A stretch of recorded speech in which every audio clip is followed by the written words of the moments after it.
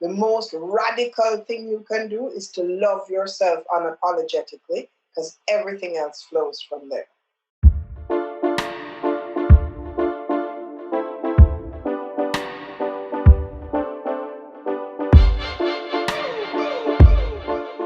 Hey y'all, my name is Jessie Johnson. Welcome to the Success Sessions. I am so honored to be your host as I interview brilliant spiritual teachers about their lineage of success, what success has meant to them and how it's changed over time.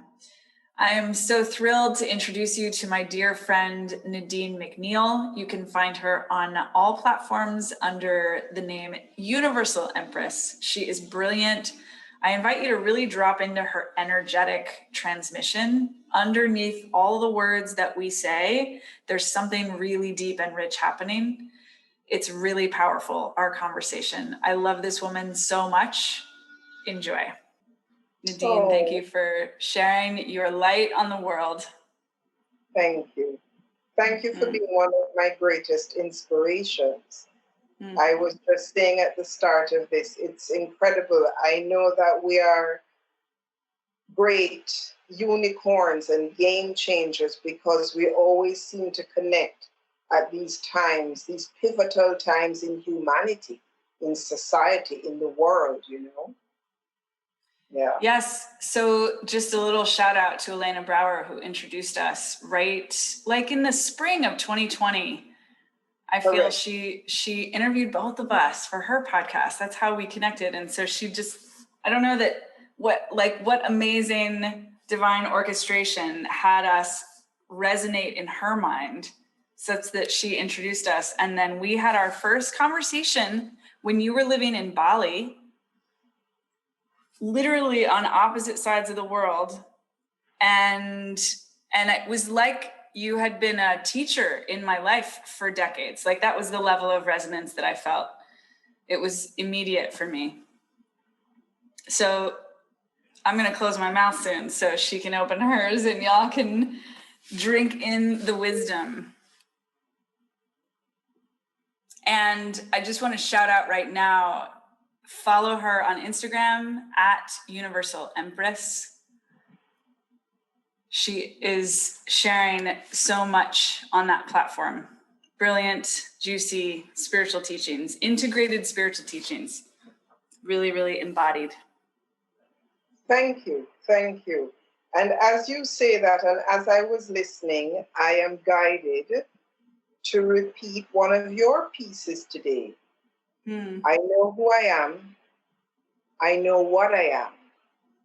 I know how I serve. I am here. I am here. I am here. How beautiful is that? I know who I am. I know what I am. I know how I serve. I am here. I am here. I am here. And I will revisit that as a mantra many times throughout this year. I can feel it coming in. And I feel that this time, this Aquarian age, whatever you choose to label it, brings us back to this. Who are we? What are we doing? How are we doing it? What is the footprint that we choose to leave on this planet? Write those questions down, y'all. It's really important. So thank you for bringing that in. Those words belong to Paul Selig, who is a channel. He might say they don't even belong to him. They came from above somewhere else, but he's the one who said them, and he says them all the time. And I find them so calibrating. It's like green juice for the mind, you know, just feels so, it's so immediately aligning all of my healthy and neurotic tendencies. Oh, yes. Oh, yes. Oh, yes. And it's presence. It's awareness, balance, and presence, which in essence is consciousness rising, you know, because once we're living from that really centered place, it sharpens our awareness, which gives rise to a shift in consciousness. And, you know, now more than ever, and we've spoken about this, and I was saying to someone quite recently, we are the new world order. There's nothing that's coming. It is here right now in this moment. And so how do we pay and play that forward? Particularly for those who are parents, where you're passing on something intergenerationally. Have you broken a cycle, a curse? Have you healed some wound that has traveled generations for us to be here now? Yesterday, I was with a group facilitating a ritual to reflect on the past as it happened. It was 2020.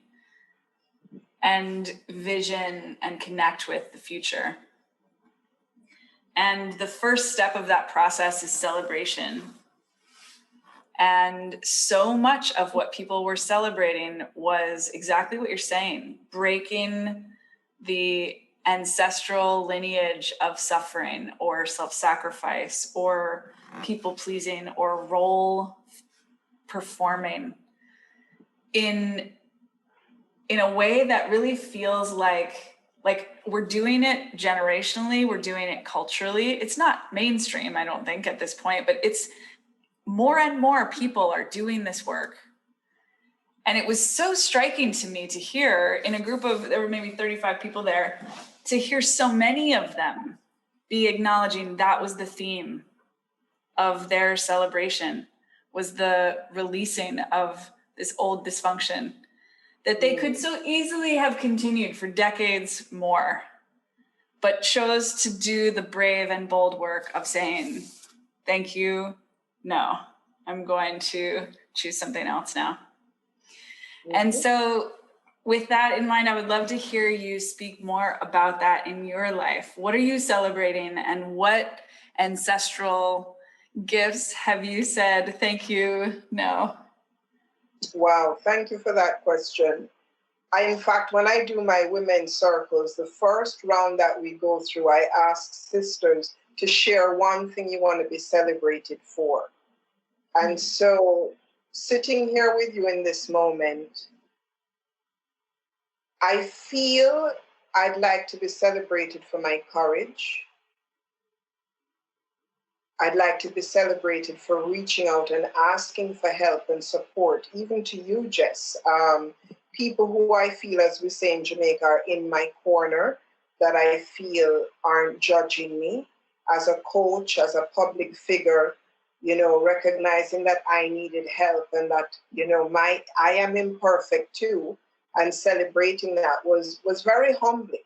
I had to really sit with that and go, okay, so now I'm going to present this to my community. And the overwhelming support and love and outpouring was just extraordinary, beyond my wildest dreams. And in terms of my intergenerational or core wound, as it were, I really think it is people pleasing for me more than anything else. I spent my whole life, I'm an only child, I was the dutiful daughter, I was daddy's little girl, I was the one who did as I was told or else. And then recognizing that actually the world comes alive with my authenticity when I do me, when I'm not trying to please someone else. That's what the world needs more of. So that's really been a massive gift for me to embrace and just sit with. And one of the things too with my friends lending support emotionally and beyond is that it showed me the weight of my blessings. You and I have spoken about this before, and that if humanity believes in me to such an extent, then I've got work to do, because those who I serve ultimately help me to sharpen my own tools, so that I'm then able to level up in the work. And as you know, just as coaches, we call in precisely the clients that help us to refine the areas that we need to do our refining.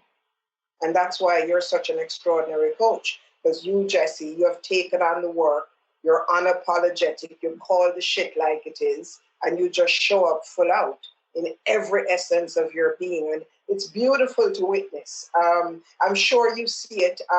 You have an incredible partner, but often I see this with myself, is that because I am the one in the trenches doing the work, I don't recognize the impact because I'm the one doing it. But those who are watching it can go, oh, wow, have you seen this? Yeah. So generous, this reflection. It's very, very, I'm taking it in. You're right. You're right. And it's particularly important the last 24 hours. I would say I've been like, I don't know, something in the air or in my, my process is ready to be seen, revealed, explored. But I've been seeing more of my insecurity, more of my like, and today I'm closing up a group I've been training to do sales for the last 6 months. We have one more session left next week. And today was the first day, I think, in this group that I shared a sales call of mine. Wow. I usually do this at some point, but I hadn't done it with this group, I don't think. And the particular sales call that I shared, I had not like selected for them. It was kind of just like the most recent one I had. And I pulled it up and invited them, like, go ahead, like, judge, criticize, like do the whole thing. Don't hold back. And they were both blown away by moments of truth telling and like shocked and kind of horrified that I didn't maintain it in the way that they expected me to. And so I was in the moment, I was kind of like, yeah, like give it to me, and then afterwards was like, oh God, like, what have I done?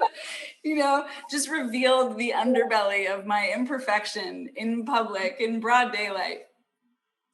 And really had to tell myself, like, this is the work that I value. And I'm not perfect. And anyone who puts me on a pedestal, I'm gonna fall. And I don't want to be there. So this is I have a growth edge too, and they showed it to me today. Beautiful. So I'm with you. I'm with you in the teaching, and I'm really grateful for the little generous sort of, it doesn't feel like ego stroking. It feels like soft, like tender embrace to be seen. It truly is. It truly is. Yes, it truly is. How did you learn to stop people pleasing? That's a huge question. My life kind of depended on it. Mm-hmm. But I'll share a bit of a story, which was sort of the beginning of that journey. When I worked for the UN had a program called SMART. I don't remember what the acronym stands for. It's something like Senior Management Administrative Review Training, something like that. But the UN would handpick about 10 people each year and fast stream them through senior training. And whatever year it was, I was one of those 10 people. And I had a mentor, and this is where our lives have already been destined. That was one of my big lessons in 2020. It's already out there. And so if we can actually relinquish control and surrender with grace, the whole story plays itself out. So coming back to the UN, and each of us was assigned a mentor, and my mentor happened to have been the only non-UN staff member. And I was a misfit in both my families, my biological family and the UN family. I mean, these two pillars in my life. And I remember his name was Pete Mann, Canadian man. At the time, he must have been about 72. Little white man, Pete Mann. And I did this test, kind of similar to Myers-Briggs, and I came out as an avoidant. And I was like, holy shit, I wouldn't, describe myself as an avoidant. And I resisted it somewhat, and he says, no. He says, it is as an avoidant, that's what makes you a very good diplomat. Because you can go into a crisis and you can deal with everything and not even mention the elephant in the middle of the room. However, if you are looking to climb this so-called ladder of UN success, you're going to have to ruffle some feathers. You're going to have to get up close and personal with yourself and others, and you're going to upset a few people along the way. And so when he shared that story with me, I says, oh, I know exactly when I created that avoidant person. I lived in a house. My mother left when I was 13. She was replaced by a very strong, bullish female who kind of ran the household with an iron fist. And ultimately, everyone in the household was terrified of her. So I spent most of my adolescent life trying to navigate around this person. And I became really good at it. And then fast forward to 2018, and it had been building for a while, but 2018 through to where we are sitting together now has really been that period where I go, you know what? I can do me. I don't have to apologize to anyone. And for, talking about grief interrupted, for about a year following Dad's passing, it was almost as though I was still being governed from the grave, because that psyche stays with you for a very long time. And at the start of the pandemic, when I realized, okay, we have no idea what's coming. One thing I knew is that financially, I'd hit a huge, whatever we want to call it, with Bali basically closing its doors. And I had sort of come to a head in this whole inheritance business. And I went, wow, Nadine, now the universe has closed the borders, has slashed your money, and now you're going to have to stand up for yourself. And I laughed. Yes. Yeah, so when we avoid things and try all sorts of things, the universe will keep conspiring and present. And I know it sounds la-di-da, but believe me, until you finally are addressing that lesson. And life is so much easier. You say you establish what your boundaries are.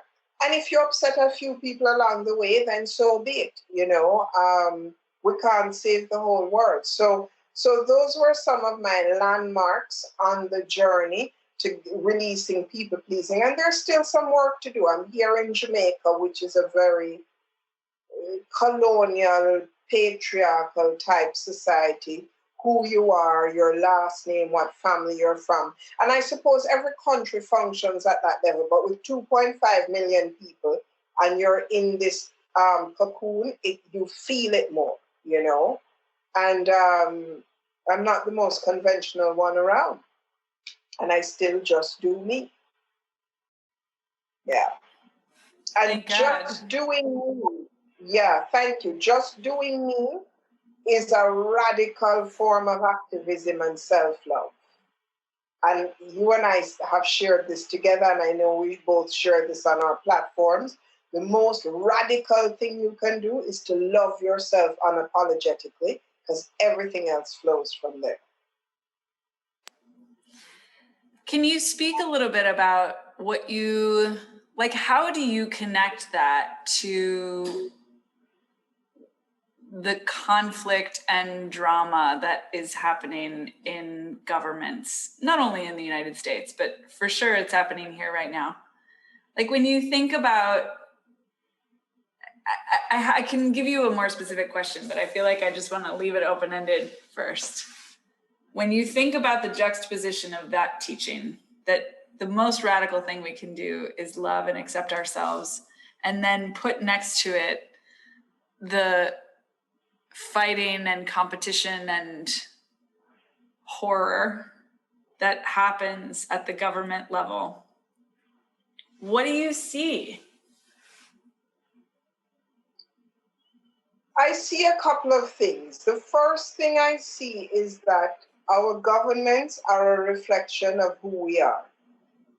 I remember when I did Landmark back in the late 90s, early 90s, no, it was late 90s, and I did the forum in Atlanta, and whoever my forum leader was, I remember he said, having gone to work in Ireland, That was when there was still conflict in Ireland, the IRA, etc. And he was sharing the story with us, and he said that at the end of Landmark, when everyone that he had been accustomed to would be calling family members, the Irish called their government. And that was really powerful for me. I feel that many of us, and this could ruffle some feathers, haha, actually don't want to take responsibility for ourselves, so we pass it off onto someone else. Now the whole world is saying, how the hell have we ended up with these right-wing leaders, these narcissists, these bullies in 2021, in this century? And, you know, hurt people. So we're looking at leaders who have not done their work for whatever reason.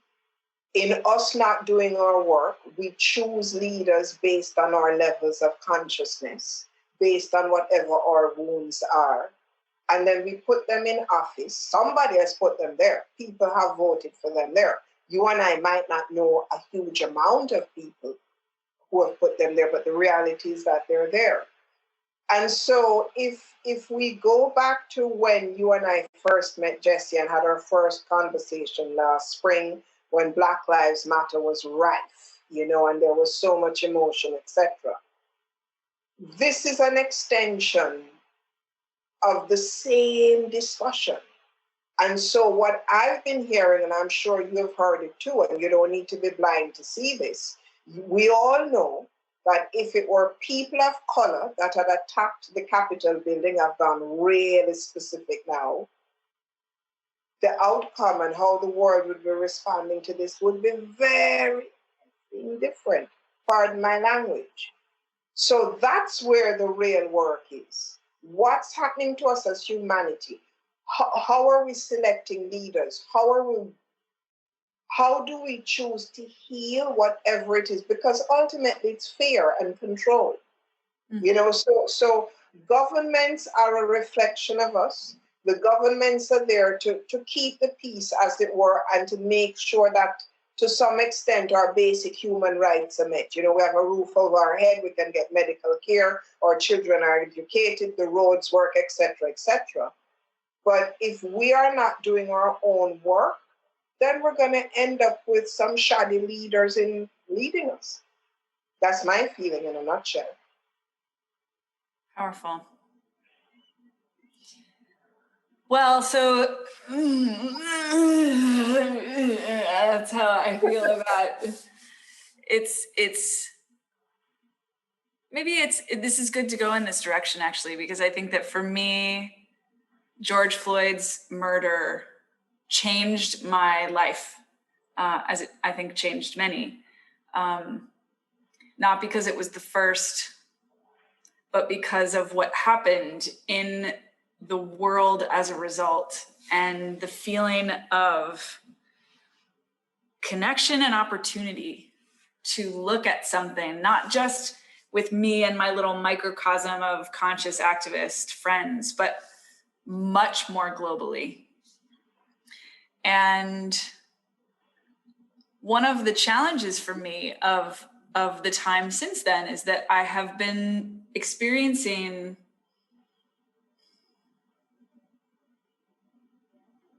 I think that the word is I feel more vulnerable.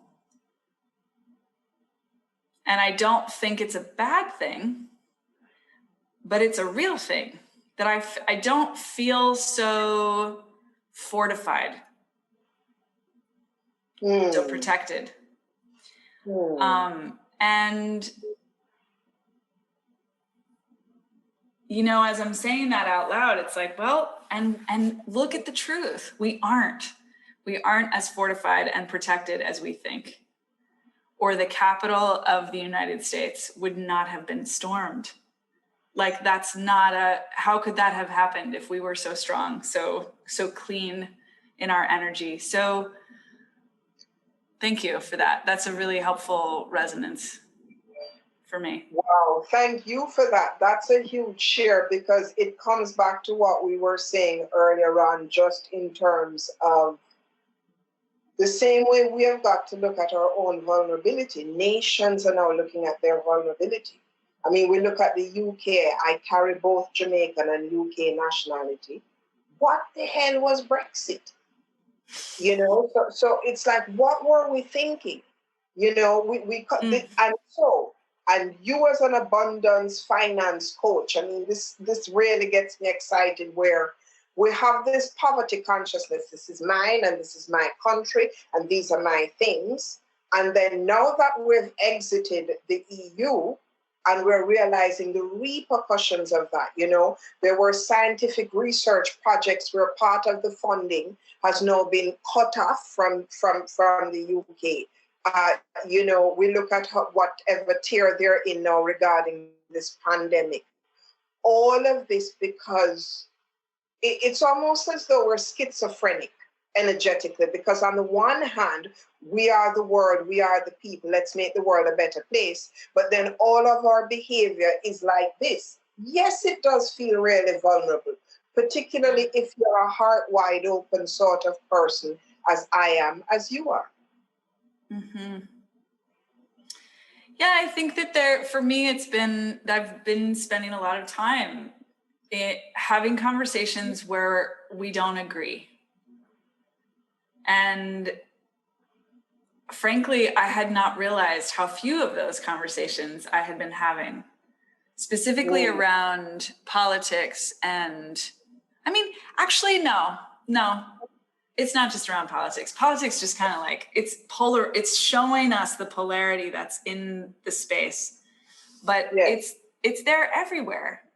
Shri and I resonate on so many things. We're such compatible partners, but we disagree about all kinds of stuff. And this last 6 months, 8 months has been a time of really like talking about those places. And when I talk about them, I am more vulnerable. When I look at the truth of that place where we don't understand each other, where we don't connect, where we can't really understand each other's points of view, whether it's for a moment or for a lot of time, it feels destabilizing to the part of me that was kind of working under the assumption that, like, because we're all connected, exactly what you just said, like that spiritual part knows we're one, knows we are literally non-different, but the material part is real. And I'm feeling, it's funny because now I'm feeling very fortified in my certainty that, like, this uncomfortable thing of looking at those places where we rub each other the wrong way are really important, really valuable places, both because of the content that's there. Why is it a dear friend of mine is a Trump supporter? Like, we need to talk about that. What's happening there? Because I genuinely don't understand it. Still, we've talked about it a lot. I don't get it. And so the content is important, but also the resilience that we develop in being willing to be vulnerable in that way, to be seen in the contrast and to see the contrast. So I'm speaking a lot from that place of clarity to seal it in. It feels very important, very important. I mean, there are Jamaicans who are Trump supporters. You know, one of the things that happens in Jamaica, I mean, every Jamaican I know yesterday was glued to their telephone or their TV, you know, following American news. And we have our own stuff that's happening here. I mean, you know, the pandemic is really slamming. You know, this is a developing country. The bulk of our foreign exchange is earned from tourism. I mean, we have some real issues here that we have to look at. But as you shared just now about where you and Shri might disagree, as it were, I can understand and really empathize with the vulnerability that arises as a result, because this is also someone that's very dear to you. Mm-hmm. You know, yeah, the dearest. You know, who knows you. So it's which is why what is that saying? We tend to lash out at those we love the most. When we have disagreements with people that mean a lot to us, it cuts to the core even more. I have a very dear friend who lives in LA, who has not come out and told me outright that she's a Trump supporter. She has alluded to it in some of our conversations. And so I don't enter that arena with her. Mm-hmm. You know, I have a dear friend in the UK. I think I mentioned this on our interview, or maybe it happened after. Like one of my bestest friends in the whole world. And when Black Lives Matter was at its peak, she called me up one day and she says, you know, I don't think I have anything to apologize for. I think this is all ridiculous. And I did the avoidant. What I did was I was so taken aback. Well, it was a bit of between the avoidant and wanting to think about it, because I know this is a woman that loves me dearly. Mm-hmm. But I just said to her, I said, you know, I'm going to have to call you back because I'm working on something. And I was like, holy shit. Now, I know it's not personal. Do I throw away 20 years of friendship? And so I had to sit with her and explain a couple of things to her. And she apologized for the insensitivity of that statement. Because if you know me and you know I'm an activist and you know what I'm about, that's not a comment that I'm just going to brush off lightly. But I had to sit with it for a while and really say to her, I know that it's not personal, but you've got to understand this is something that means a lot to me at the moment. For the first time in nearly 50 years, finally I feel validated.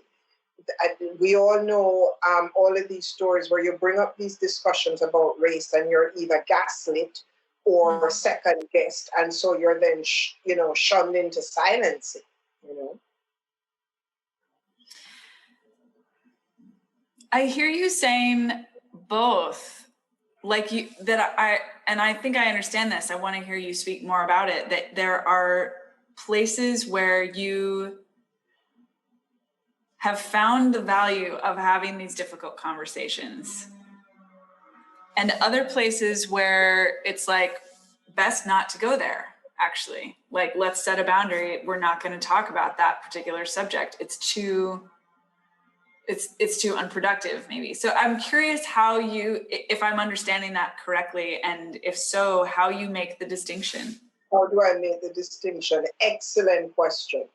So my friend in the UK is what you call Eurasian. She's half Asian, half European.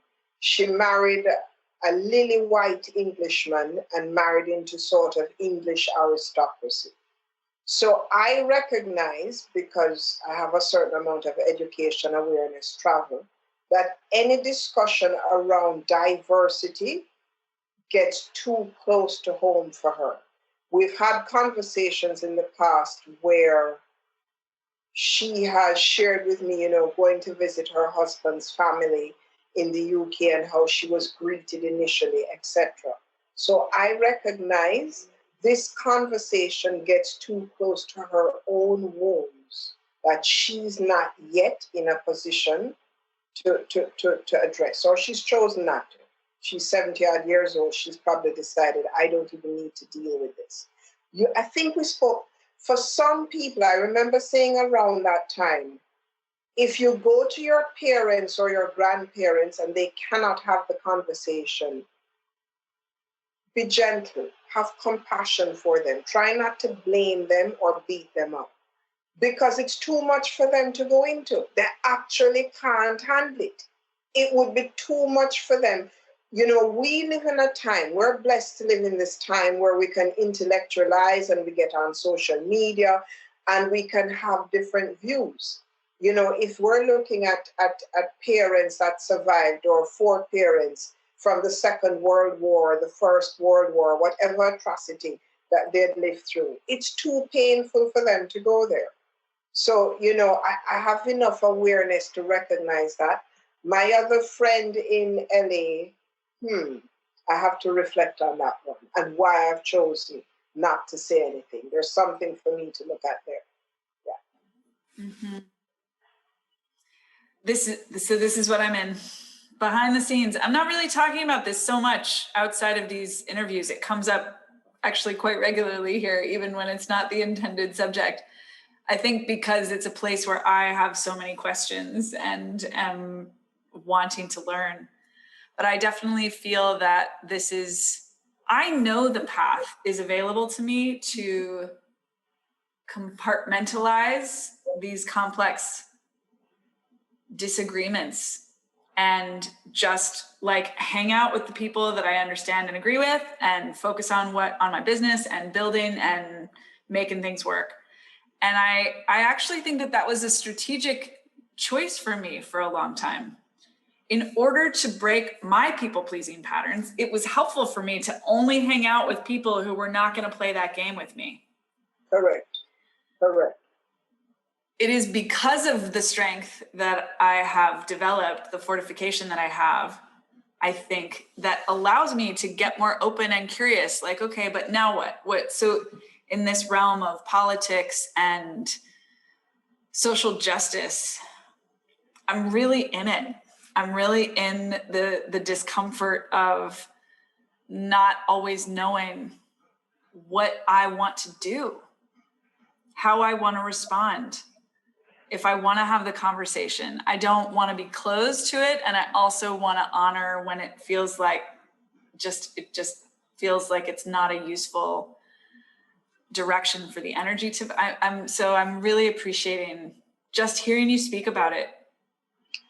You know, it's when I did my coaching training in the early days with Handel Group, and one of the lines was make a mess and be prepared to clean it up. You got to make a mess. Yeah. Be prepared that you're going to make some messes and you're going to have to clean them up. You know? Yeah. That's powerful. How do you see that? Like, where do you do that as a coach? Can we hear a story about you making a mess as a coach?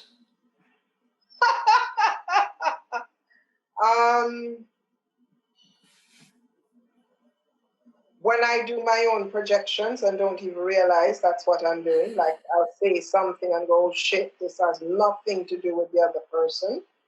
Yeah. And what's really cool is when I'm called out on it and I go, oh, wow, this is actually more about me than it is about you. Huh. And also, and this is a really, for the coaches that are listening here, and I don't know if this is so much about making a mess with someone else, it's more about my stuff. Anytime there's a client that I recognize they're either not going to honor their commitment to the coaching agreement or they're going to change the times, I know this before the first session. And I make a decision, because I have to take responsibility for my own actions, to say, okay, let me work with this person for whatever reason. And then I start to meet these kind of challenges. That then becomes, again, opportunity for my own growth. You know, honoring my own boundaries. I had a private client sign up with me recently who I've known for many years. She's courted me for many years. And because we sort of, again, the Jamaican context, the same social dynamic, where I could tell that she was trying to turn a coaching relationship into a friendship.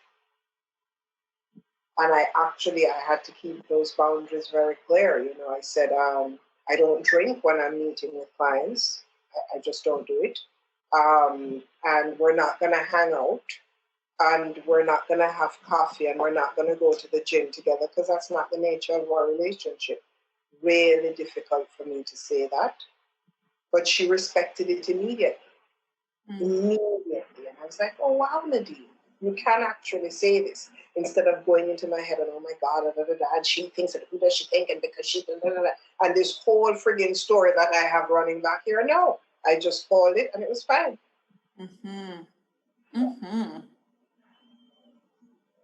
Yeah.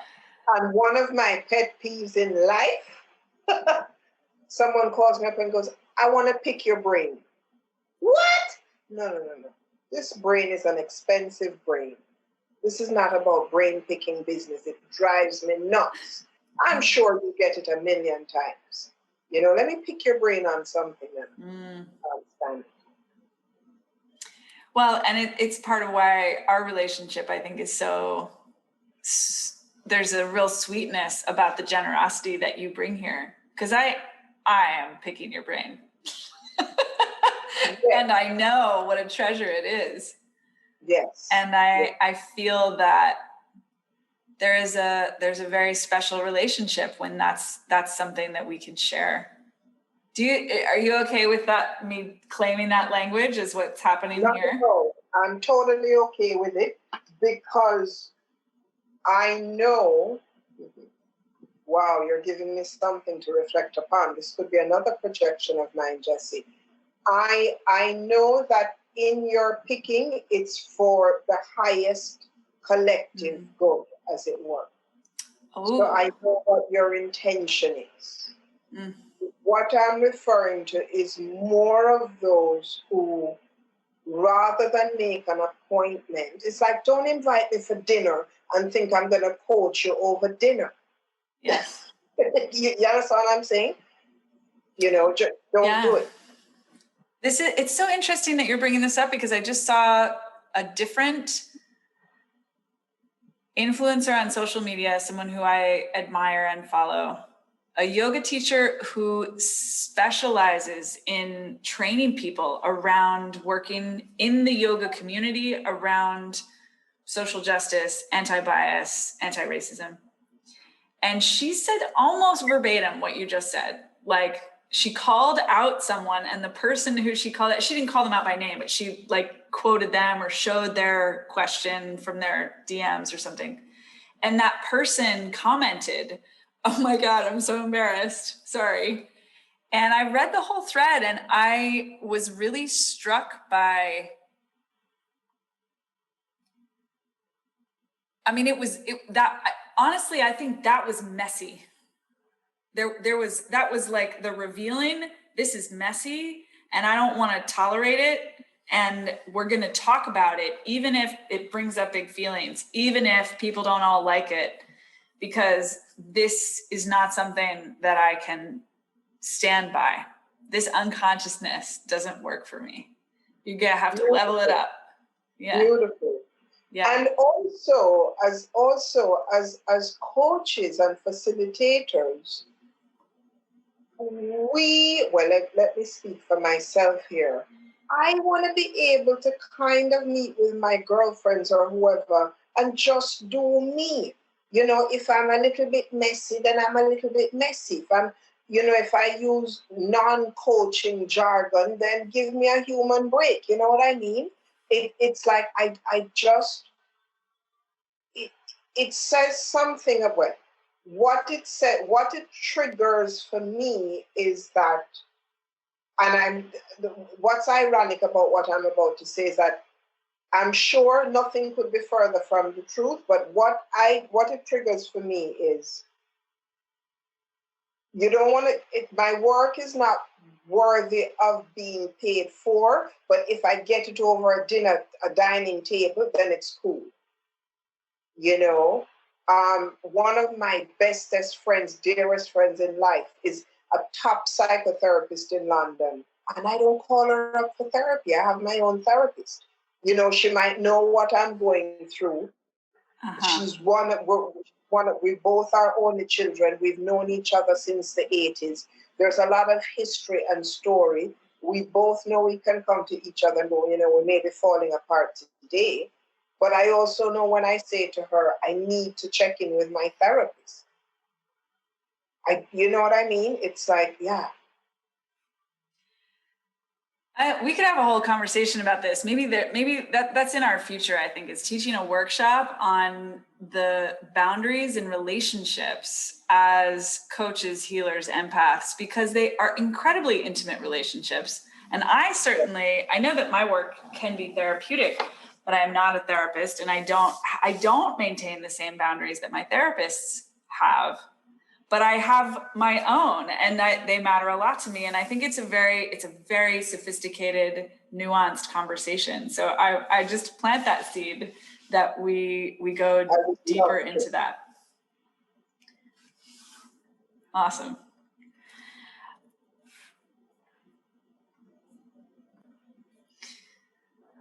So Nadine, I would love to hear you define success. What does it mean to you? And how has that definition changed? Like how did you think about success? What's the lineage of success in your life? I was thinking about this earlier on today, and the lineage of success, as it was handed down to me, was one that was largely based on material success and the people pleasing.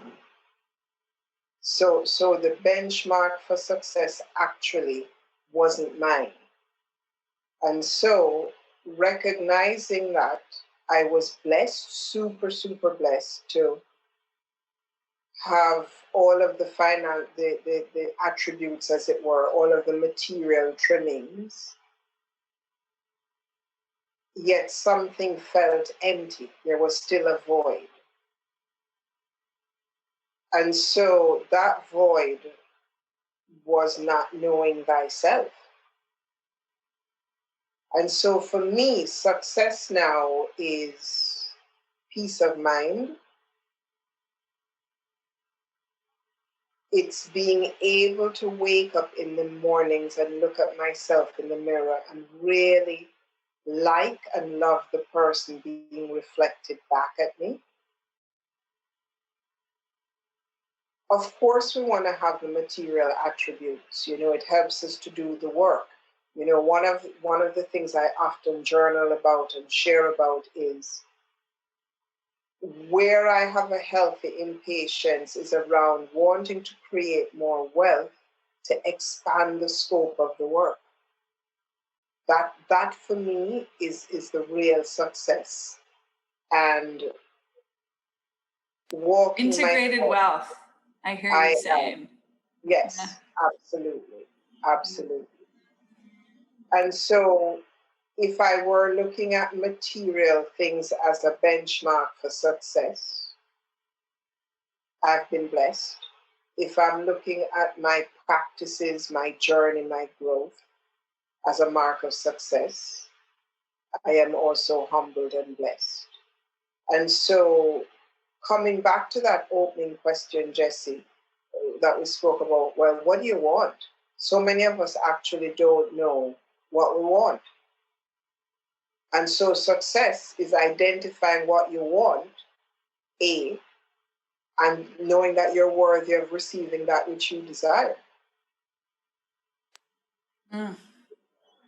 And is the success also measured in creating or receiving that which you want? Yes.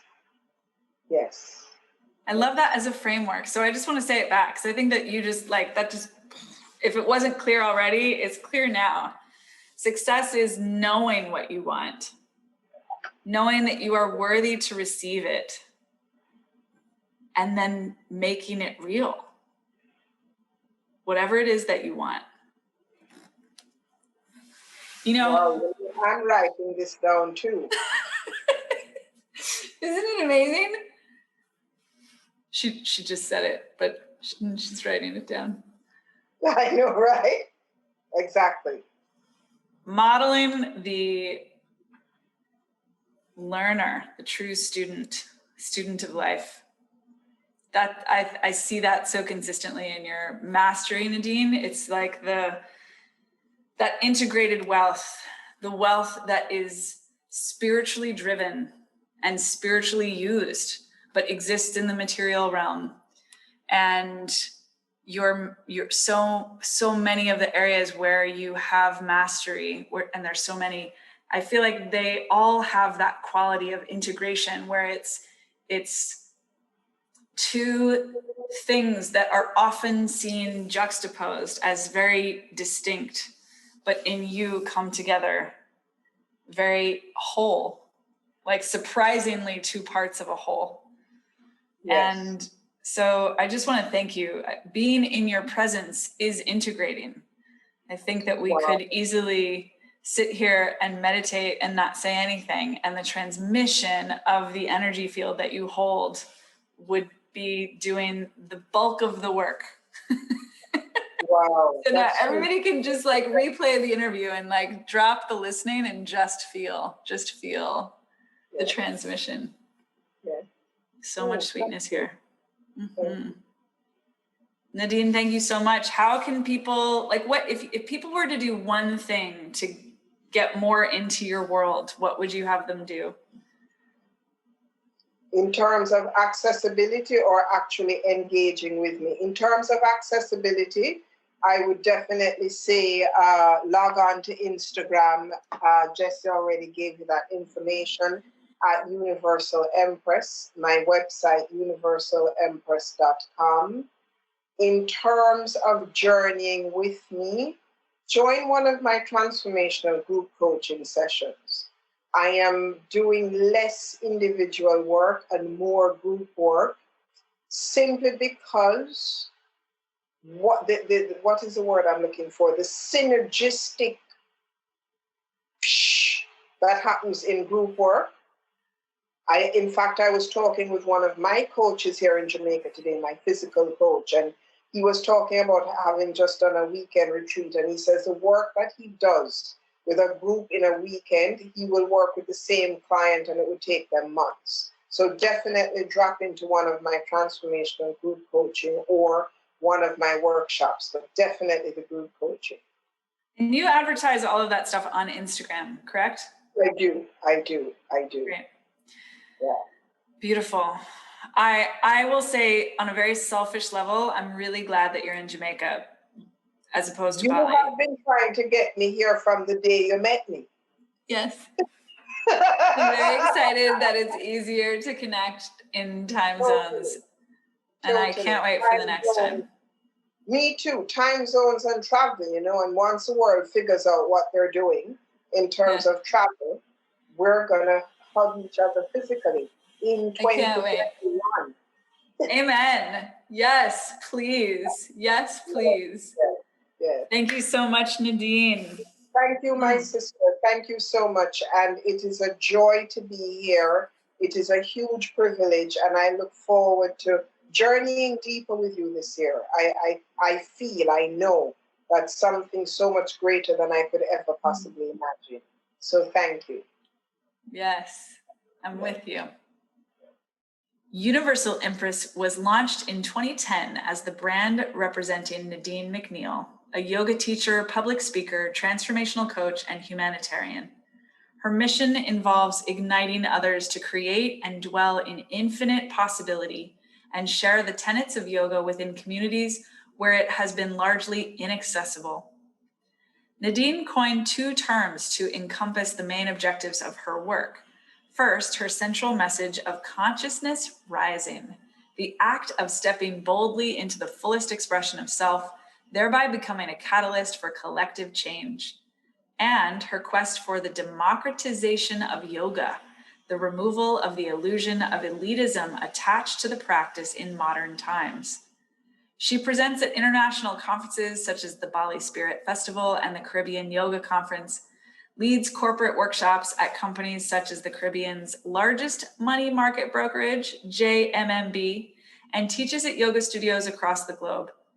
She also implements a variety of programs, classes, and workshops for underserved populations, with past projects in the United States, Jamaica, Haiti, and Africa, contributing, for example, to organizations such as the Africa Yoga Project. Nadine teaches an annual workshop retreat at Kripalu, is a director of the Nadine teaches an annual workshop retreat at Kripalu, is a director of the Jamaica Yoga Association, and a Jade Yoga ambassador. She has written for several publications such as Mantra Magazine, Elephant Journal, and the Jakarta Post, and has been featured extensively in media around the world, including Television Jamaica, and most recently in Wanderlust's online publication. She has also completed Kripalu's curriculum training for yoga in schools. Everything you want is already